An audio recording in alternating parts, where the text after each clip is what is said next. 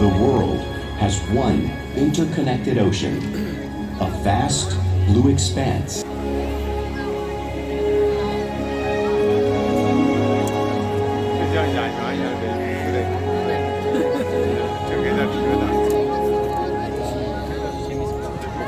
Welcome to SeaWorld's Orca Encounter. We are so honored to introduce you to this intriguing and majestic animal.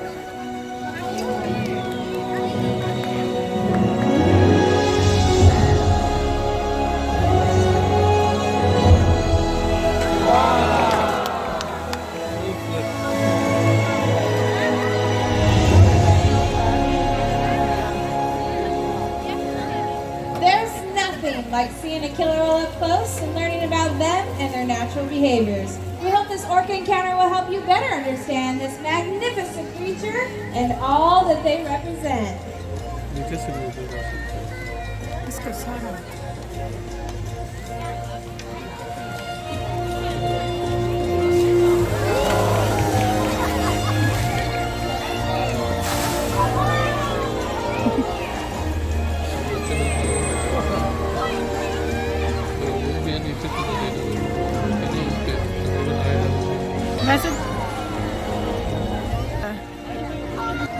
While they are found in every ocean, orcas living off the coast of Iceland are quite different than those near Costa Rica. In fact, there are at least 10 types or ecotypes of killer whales. An ecotype describes the differences between killer whales' size, physical form, prey, social structure, and habitat. As you can see, the differences are subtle, but noticeable when compared side by side. Orcas are adapted perfectly to their environments. And even the whale's black and white coloration has a purpose. It camouflages the outline of their bodies in the water, making it easier for them to surprise and catch their prey.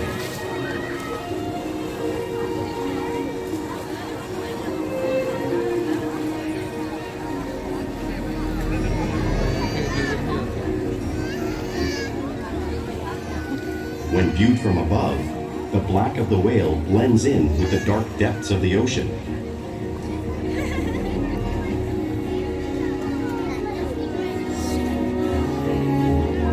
When viewed from below, the orca's white bellies match the brighter surface of the water, blending with the light above, giving them the perfect camouflage.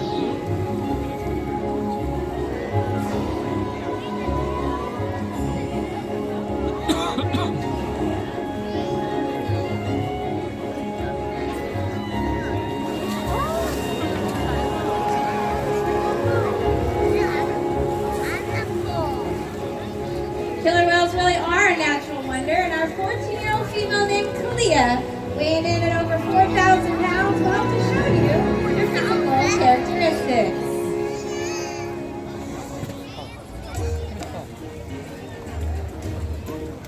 Their blowhole is perfectly designed for taking a quick breath at the surface of the water.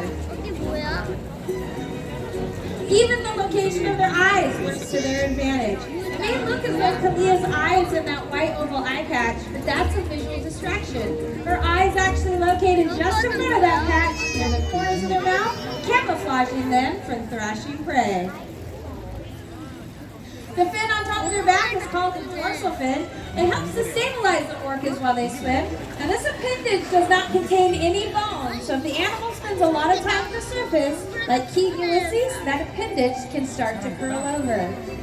The flippers on either side of their body are called pectoral flippers. These appendages are used mainly for steering and stopping, and they do contain bone. In fact, they have 5 bony digits inside them, just like the human hand. The lobes on either side of their tail are called flukes. The tail flukes are the killer whale's engines, propelling them close to 30 miles per hour, as fast as some of our speedboats.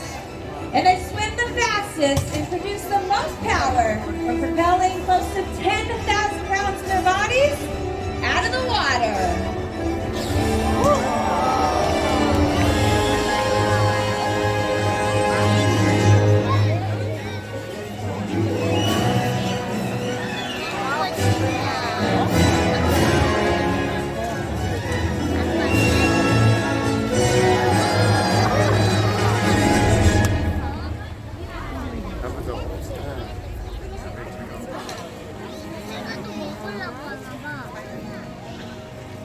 Killer whales are highly social animals with a well-defined social structure. An orca pod is always led by a female. Though just half the size of her male counterpart, she is in charge. It's all about attitude, not size. Because they live and work as a group, orcas need to communicate with sounds and body language. Orcas use clicks for echolocation or navigation.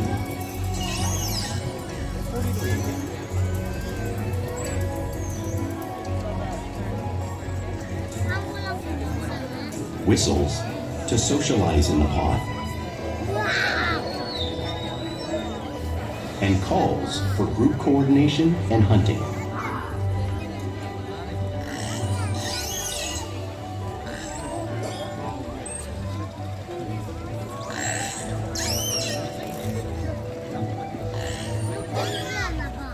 Vocal development studies here at SeaWorld show that early on, calves learn vocalization from their mothers. But as they grow, they learn from others close to them as well.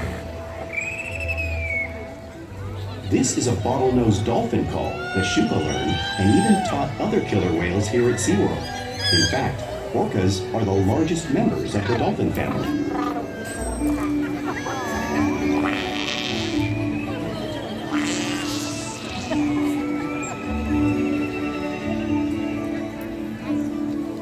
Whales here and in the wild use vocalization to communicate all the time.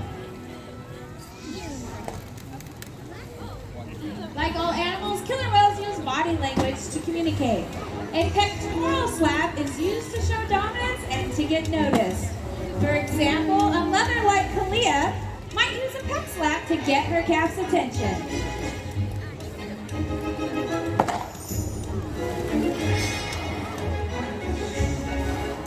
And when killer whales really want to be heard, they breach!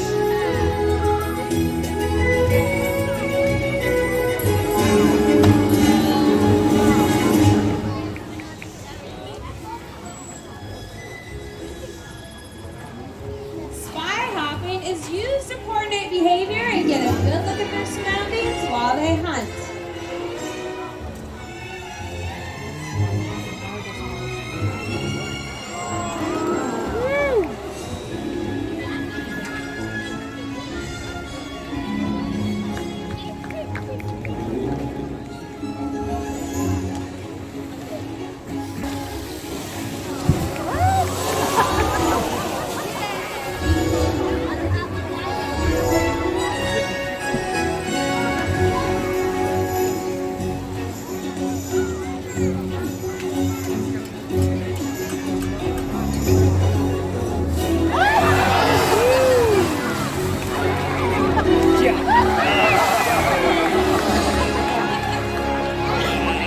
Killer whales are great communicators, so it's no surprise they're at the top of the food chain.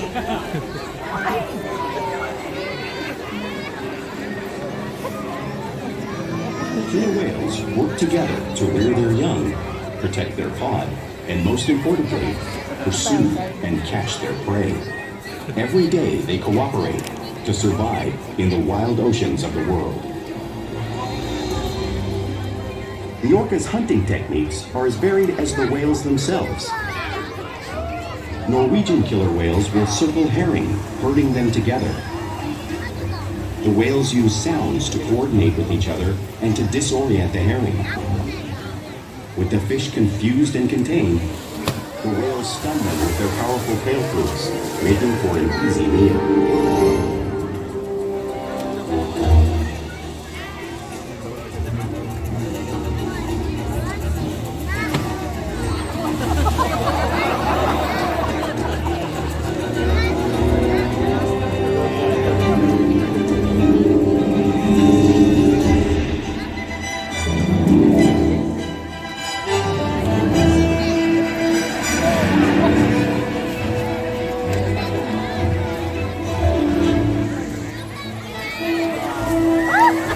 Whales in the southern hemisphere will actually catch the sea lions by pulling them right off of the beach.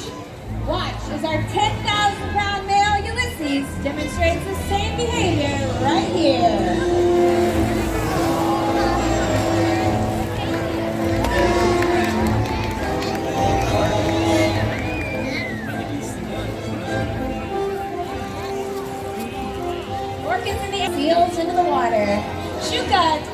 5-year-old female is showing the same behavior, demonstrating one of the many complex and impressive hunting skills developed by killer whales all around the world.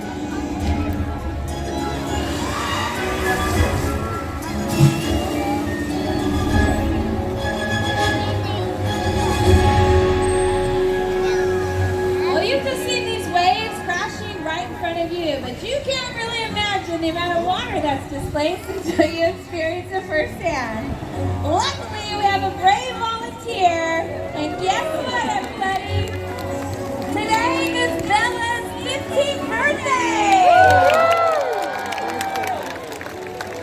And Bella, you're the brave volunteer. You ready to feel the power of the waves made by the whales?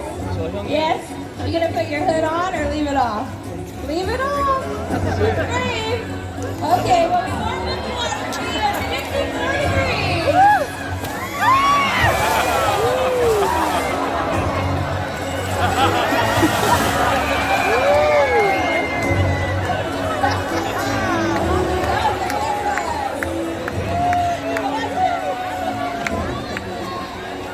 Oh, good description. Everyone, say happy birthday, Bella! 1, 2, 3! Very good, Bella. You can come back up here with me.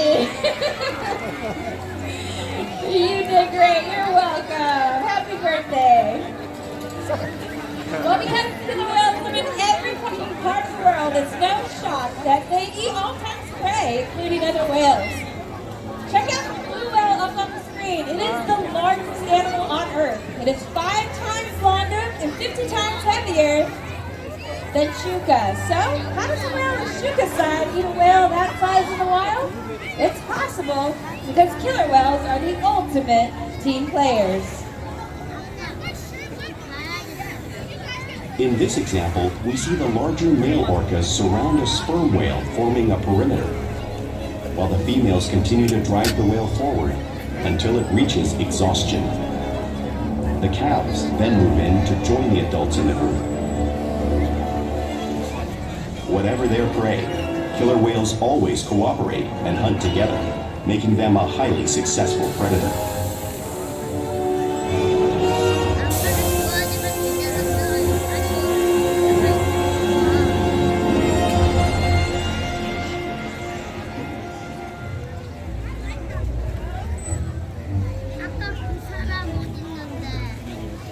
Play is an important part of everyday life of our killer whales. It's how they teach their young to hunt and practice their skills as they grow.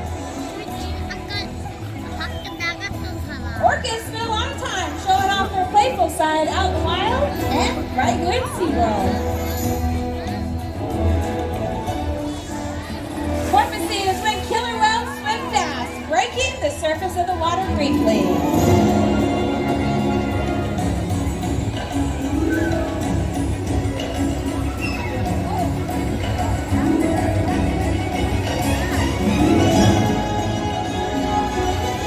You'll see them do this when catching a ride on the wake of a boat or when surfing in a wave.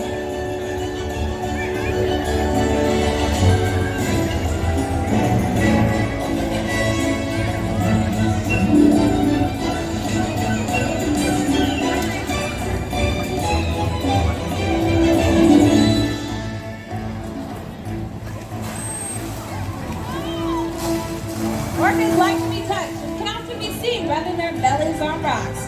We see it here at SeaWorld all the time. The whales are always rubbing on different surfaces. Check out Kalia right here, and across the pool is Chuka, demonstrating the same behavior, just like the whales of British Columbia would.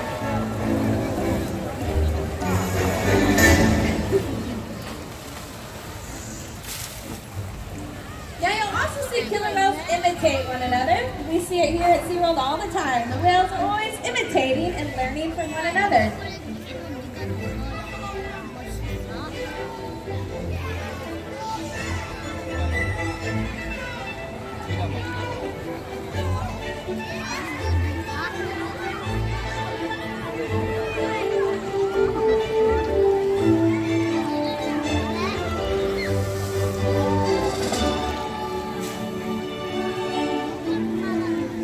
Playful behavior behaviors killer whales use out in the wild to send their prey. But like Philip found out today, they might just be sending the rest of you.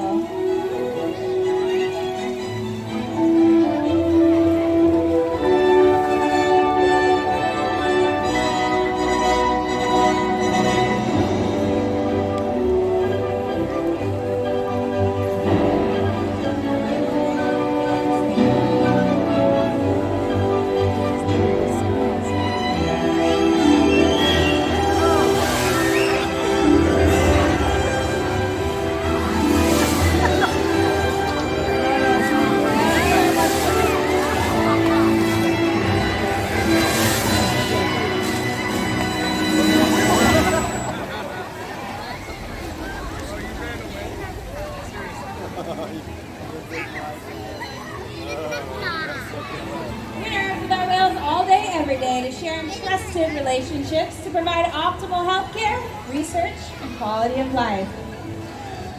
The whales here take an active role in their health and well-being. If you look across the pool, you can see that Missy just asked Kalia to roll over and offer her tail flips. Now this is probably the most important behavior that we train here. It takes a lot of trust between human and animal. This is how we take a blood sample from our killer whales every month to monitor their overall health. Now each week we ask the whales to slide up on a scale just like this. This is how we take their weight. This ensures that all of our animals are growing properly and that all 10 whales are receiving the appropriate nutrition. The whales will even allow us to take a sample from their blowhole. Now all these behaviors are possible because of the strong bonds and relationships that we've built with our animals day after day here at SeaWorld. Ladies and gentlemen, it's my honor to introduce you to one of our whales. This is Shuka.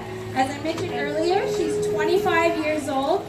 Now, Shuka is an awesome animal. Not only does she have a wonderful personality, she gets along with all 9 killer whales, and she also has the ability to speak like a dolphin. In fact, many years ago, she lived with bottlenose dolphins. Now, besides her vocalizations, she's also helped in critical research so that we can gather information to share with researchers in the science to help save some of her wild counterparts. Now we challenge the whales every day to learn new things, engage, and stimulate their minds. Diet, exercise, and play keep our whales in good shape. The whales here at SeaWorld have helped killer whales in the wild by participating in many research studies. One ongoing study monitors the whale's heart rate and breathing to understand how marine noise pollution from ship engines and other sources affect wild populations. In another study, scientists from NOAA, the National Oceanic and Atmospheric Administration, took measurements of the killer whales living here, including pregnant whales. By comparing these measurements with drone footage of killer whales in the wild, scientists are able to monitor the wild population's nutritional and reproductive states. Other research has been done here at SeaWorld on the mother whale's milk composition. This research will help create an effective model to understand how toxins in the ocean impact wild killer whales and their milk supply. What we learn from the whales in our care every day is actively helping whales in the wild survive. And just by being here today, you've supported our rescue, research, and conservation efforts all around the world. If we work together like the killer whale, we can protect the future of the Orca and this beautiful planet that we all share.